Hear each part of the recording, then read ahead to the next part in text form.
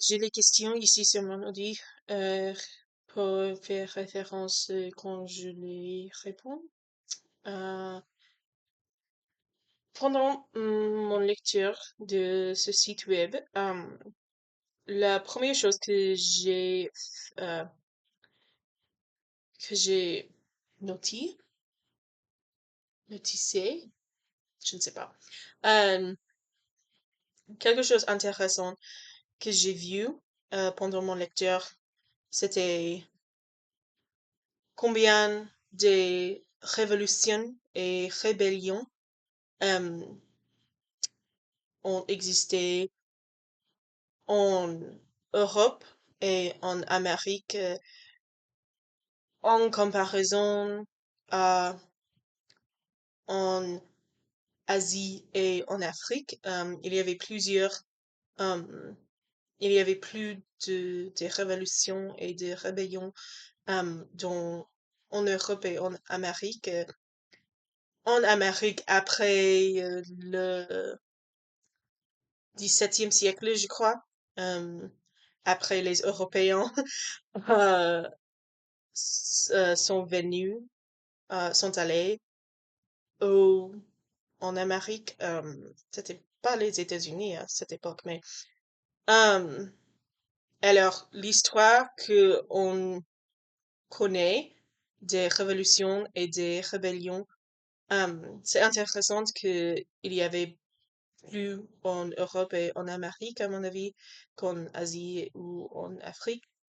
Euh, et c'était peut-être parce que les historiennes remarquent plus ce, sur les événements dans ces régions.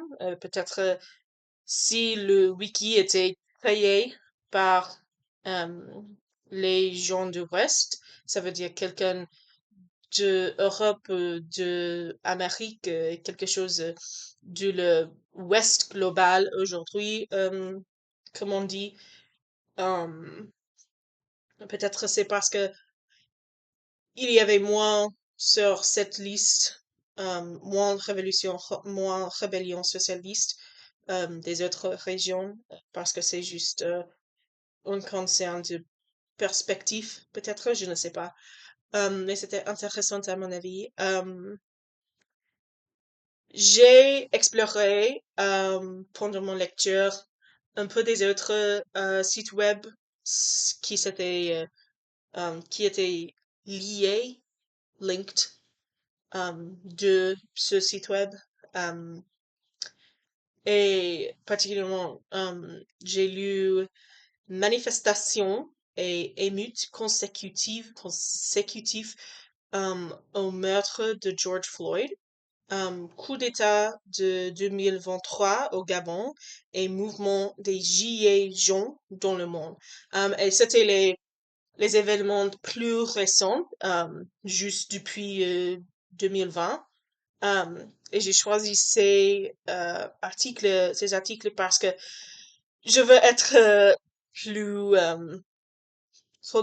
connaissant, aware des événements dans le monde aujourd'hui. L'histoire est intéressante et importante, mais je voulais prendre l'opportunité, la chance à m'enseigner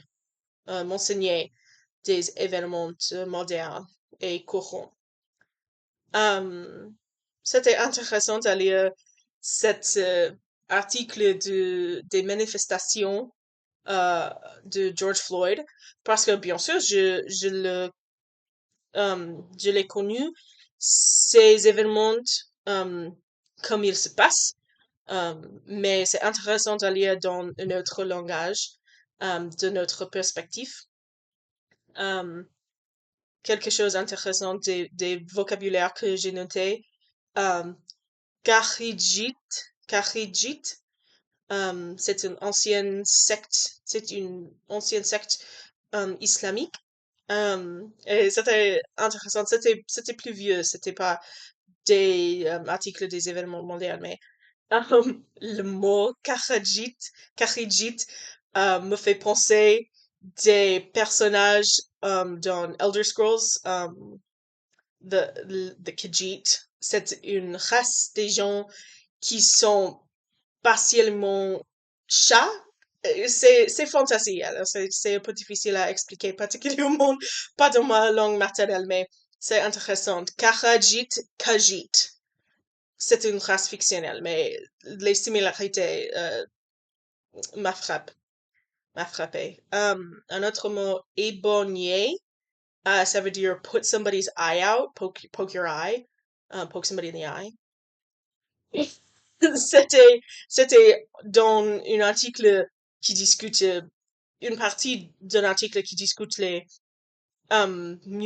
mutilations des gens qui ont participé dans les émeutes. Je pense que c'était dans les Gilets jaunes, cet article, mais peut-être j'ai tort. Et l'autre mot est AVGC.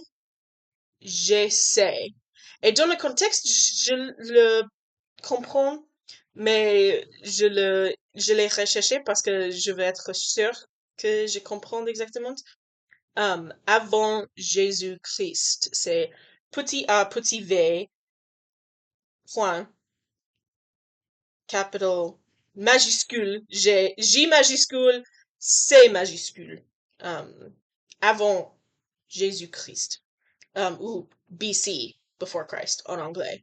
Mais c'est intéressant que on utilise avant JC ici, parce que dans mon expérience, dans le monde d'académie ou scolaire, on n'utilise plus BCE, before current era, au lieu de before Christ. C'était moins religieux, je pense, et ça fait l'attention et le centre d'attention, c'est moins sur la religion et plus sur l'histoire et des choses séculaires.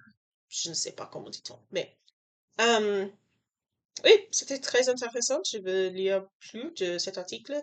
Et c'est tout. Merci.